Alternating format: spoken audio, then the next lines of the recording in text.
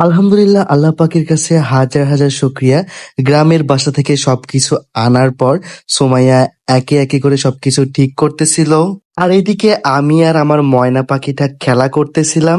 যেহেতু আমার দুইটা হাত নাই, সেহেতু আমি তো তেমন কিছু করতে পারবো না। সুমাইয়া আর সানি ভাইয়া কাজ করতেছিল, আর আমি আর আমার রাজকন্যাটা খেলা করতেছিলাম। একটা বাসা থেকে সবকিছু নিয়ে আসার পর নতুন বাসাতে এসে সেগুলা গোছানো যে কতটা কষ্টকর, যারা বাসা চেঞ্জ করে একমাত্র তারাই ভালো জানেন। আমিও সুমাইয়ারে একটু হেল্প করার চেষ্টা করতেছিলাম, যে আমার তো দুইটা হাত নাই, তারপরও যতটুকু হেল্প করা যায় করতেছিলাম ওকে। ও একটা মেয়ে মানুষ হয়ে যে এত কাজ কেমনে পারে, আমি মাঝে মাঝে এটা দেখেই অবাক হই। আমাদের সোফার কাভার এবং কুসুম বালিশের কাভারের ডিজাইনটা